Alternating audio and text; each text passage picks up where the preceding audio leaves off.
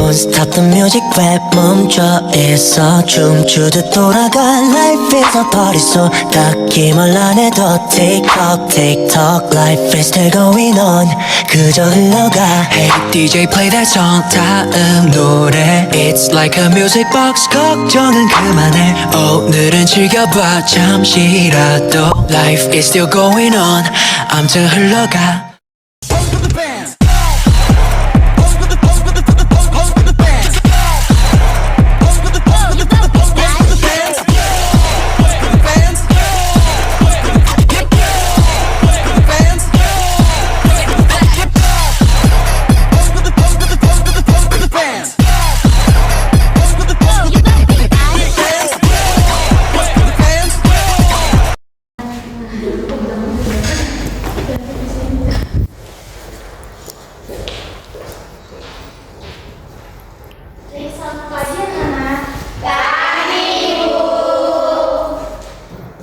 Bagaimana kabarnya hari ini? Alhamdulillah luar biasa.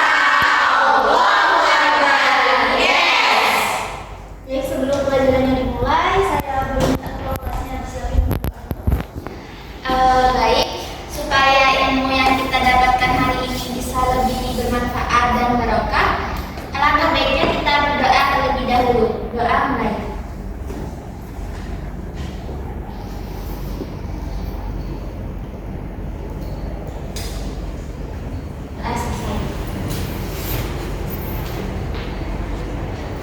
Hadir semua hari ini? Ada yang sakit, Bu. Baik, Ibu absen dulu ya. Baik, Ibu absen dulu ya.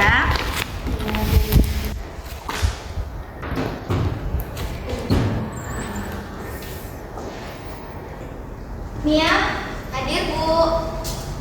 Alia, Hadir, Ibu. Lydia, Hadir, Bu. Diska, Adilia, Sasaki, Kiki, Manda, Hadir, Bu. Nur Aini, Hadir, Ibu. Nur Aini, Hadir, Ibu. Nurul. Hadir, Bu. Ibu akan bagi kalian menjadi beberapa kelompok. Nanti sekretaris bisa bantu Ibu ya. Baik. Sebelum itu Ibu akan jelasin terlebih dahulu tentang gelombang cahaya.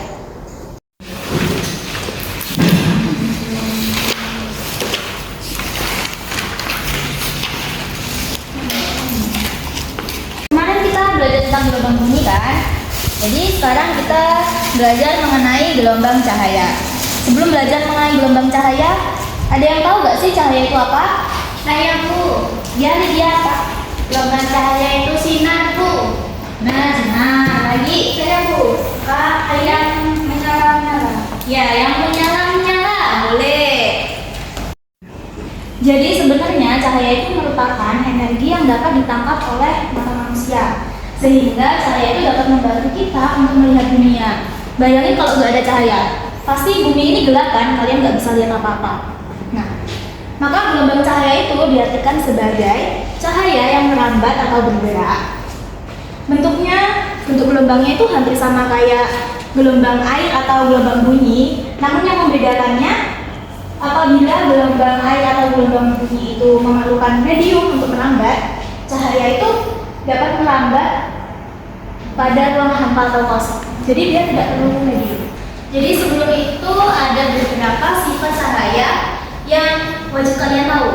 Yang pertama ada pemantulan atau refleksi. Jadi pernah nggak kalian itu bercermin? Pernah lah ya.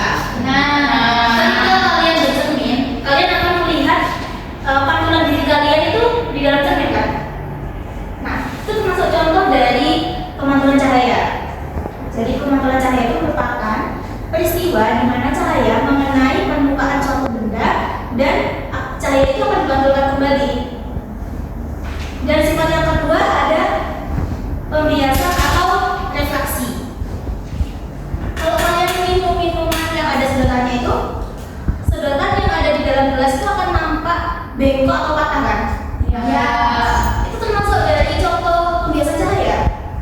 Pembiasan cahaya itu peristiwa di mana ketika cahaya melewati dua medium yang berbeda. Jadi ketika melewati medium itu, cahaya akan dibelokkan sehingga sehingga benda yang mengalami dua medium itu akan tampak warna atau bengkok. Yang ketiga ada interferensi. Nah, interferensi itu merupakan penggabungan dari beberapa cahaya. Jadi cahaya itu dapat digabungin kan. Misal nih lampu ini kan kelihatan terang ya, berarti cahaya yang digabungkan itu lebih banyak daripada ketika lampunya redup. Yang keempat, sifatnya cahaya ada difraksi. Nah, difraksi itu ya, ketika cahaya melewati celah sempit atau kecil. Nah, ketika melewati celah sempit atau kecil, cahaya akan berbelok. Pembelokan itu disebut dengan difraksi cahaya. Sifat cahaya yang kelima, yakni dispersi cahaya. Kalian itu tahunya cahaya itu warna apa? Kuning kan? Warna-warni. Kuning.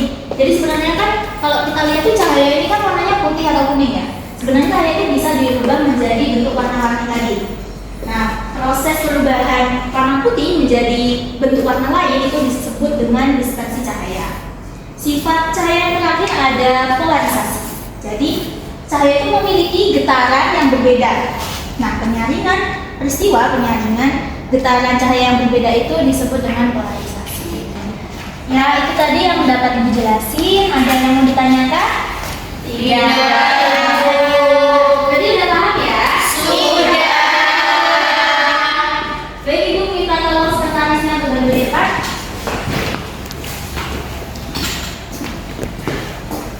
Nah, sekarang Ibu akan bagi kalian menjadi 3 kelompok. Urut absen aja ya. Ya, Bu. Jadi kelompok 1 ada Nia,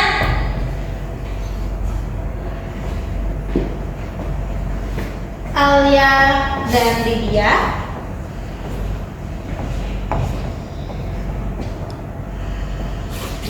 Kelompok 2 ada Diska, Kiki, dan Amanda.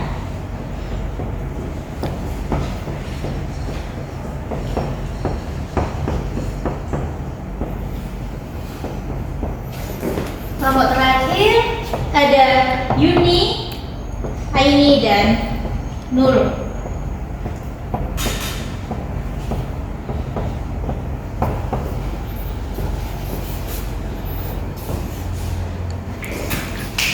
Makasih Diska. Nah, yuk sekarang bambunya ditata, pengurus kelompoknya masing-masing untuk lingkaran.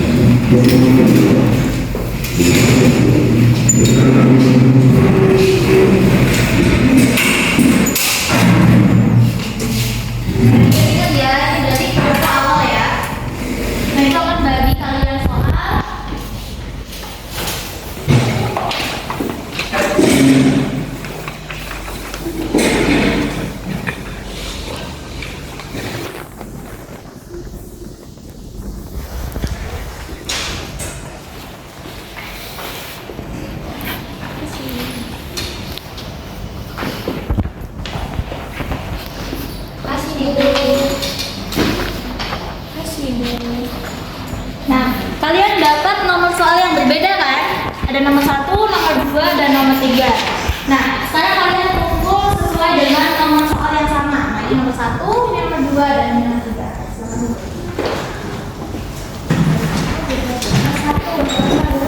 Satu di sana.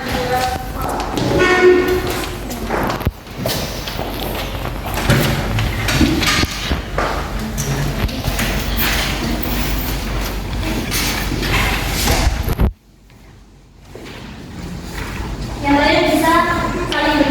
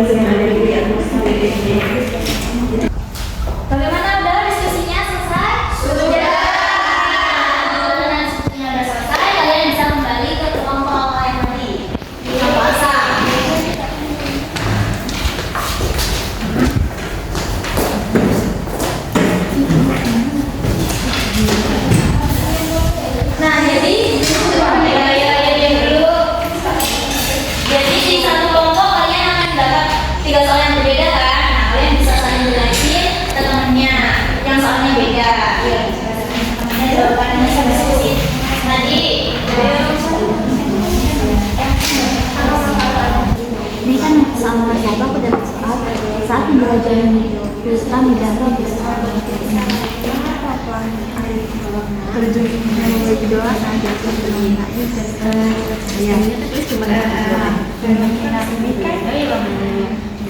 ada kaitannya dengan yang berbeda itu berbeda kan beberapa gitu Nah, tadi kalian kan udah diskusi, jadi satu kelompok ini sudah paham dari jawaban tiga soal tadi kan? Sekarang ibu minta perwakilan tiap kelompok untuk menjelaskan apa yang kalian pelajari hari ini ya. Kelompok satu menjelaskan nomor satu, kelompok dua menjelaskan nomor dua, dan kelompok tiga menjelaskan nomor tiga. Ayo, silakan. Jadi kelompok satu jelaskan jawabannya kita.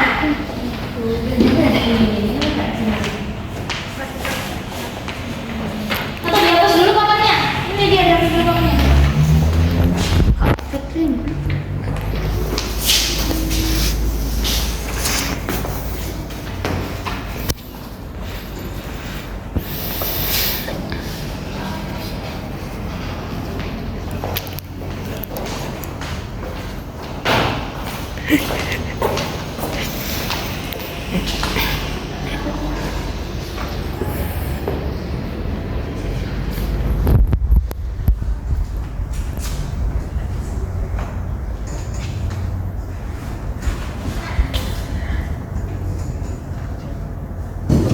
Nanti kalau dia udah selesai menulis, kelompok selanjutnya bisa melanjutkan ya. Ayo, Ibu.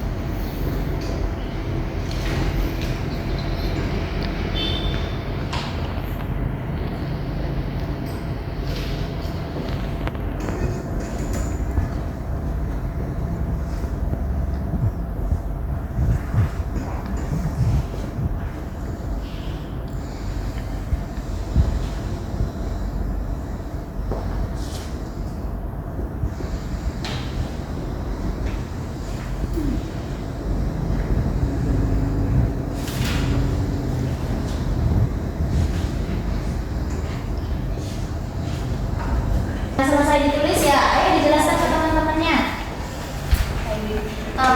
Assalamualaikum warahmatullahi wabarakatuh. Waalaikumsalam warahmatullahi wabarakatuh. Perkenalkan, nama saya Lydia Setitri Andini, absen 3, akan menjelaskan soal nomor 1. Untuk soalnya, misteri pelangi di hutan. Saat menjelajahi hutan hujan tropis, seorang peneliti menemukan sebuah air terjun yang unik. Pelangi yang terbentuk dari air terjun ini selalu berwarna merah dan hijau, tidak seperti pelangi biasanya yang berwarna-warni. Mengapa pelangi air terjun ini hanya memiliki 2 warna? Jelaskan fenomena ini berdasarkan sifat-sifat cahaya.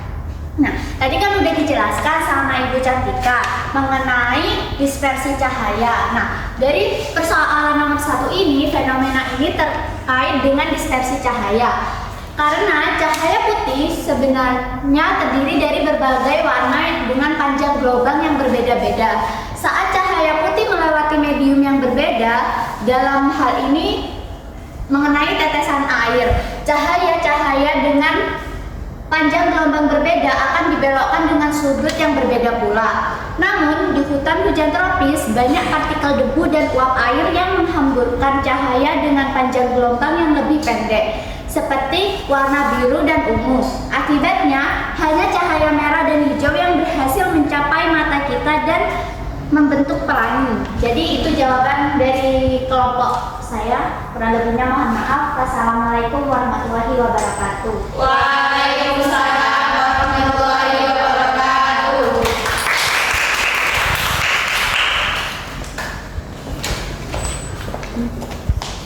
Ayo lanjut nomor 2.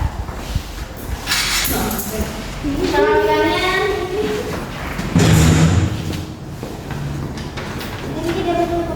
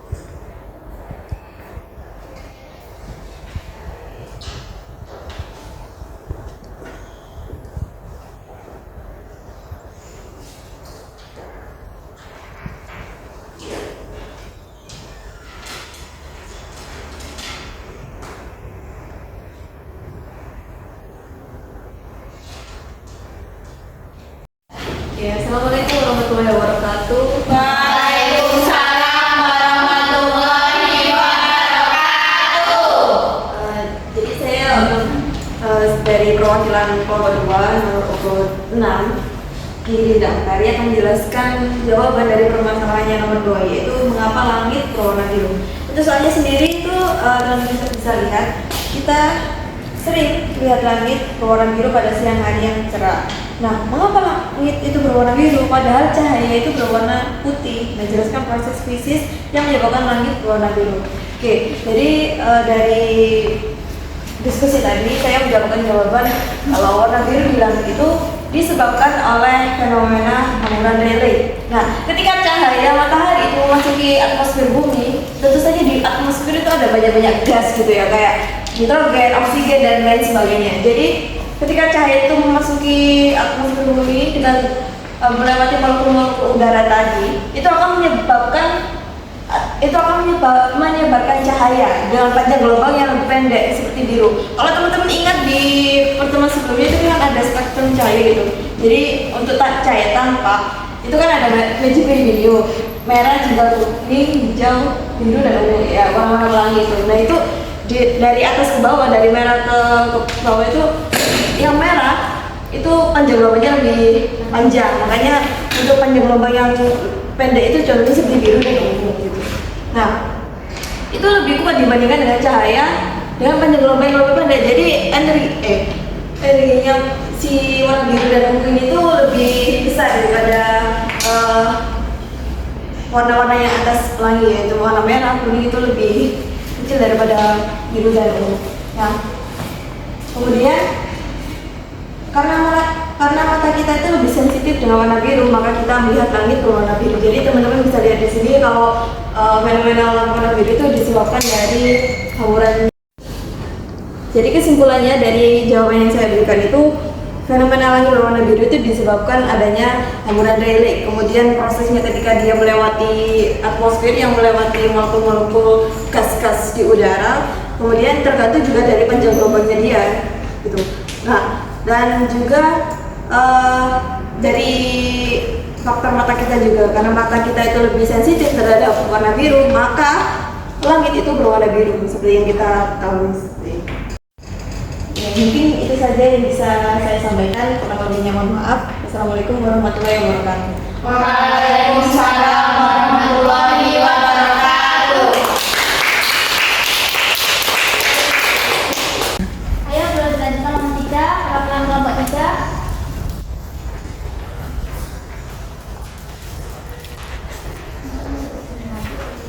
Siap kesempatannya.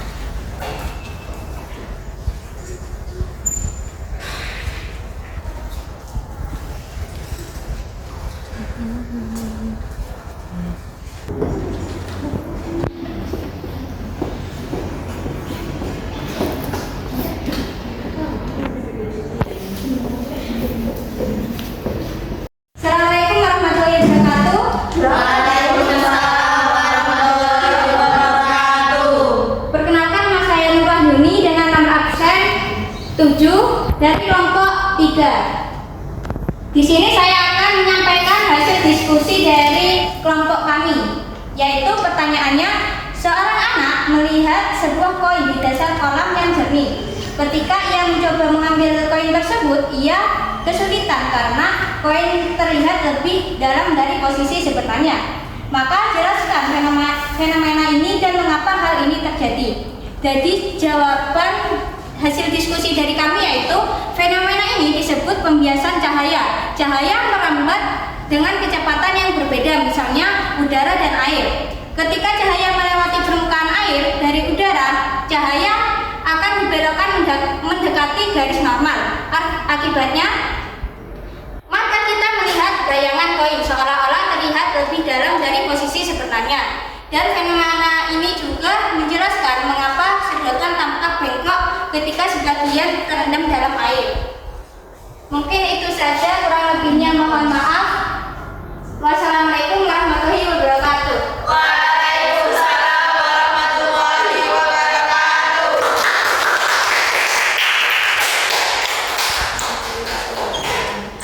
Nah, tadi teman-teman kalian kan sudah sudah menjelaskan tentang sifat-sifat cahaya kan? Nah, ada yang mau ditanyain nggak? Tidak ada Ibu. Kalau gitu, berarti tadi kenapa yang terlihat oleh air terjun tadi cuma warna merah dan hijau? Warna hijau itu benar yang dikatain karena adanya dispersi cahaya. Nah, mengapa langit berwarna biru? Tadi karena atmosfer itu lebih efektif menangkap warna biru. Nah, yang soal ketiga, mengapa koin terlihat lebih dalam di dalam sungai? Nah, itu karena ada biasa cahaya. Sekarang untuk mengulas materi, sebelum pulang nanti di rumah ya kalian bisa bacain berbagai soal. Ada yang soal yang ada di buku halaman 56, uji kompetensi 1 dan 2. Gak perlu dikumpulkan, baru latihan aja di rumah. Sebelum itu tutup, ayo bikin doa terlebih dahulu. Kembali ke tempat masing-masing. Iya.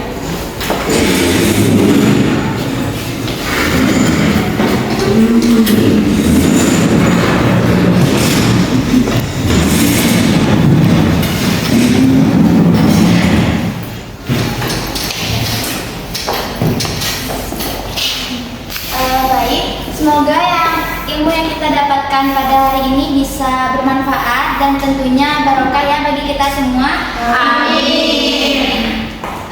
Doa mulai.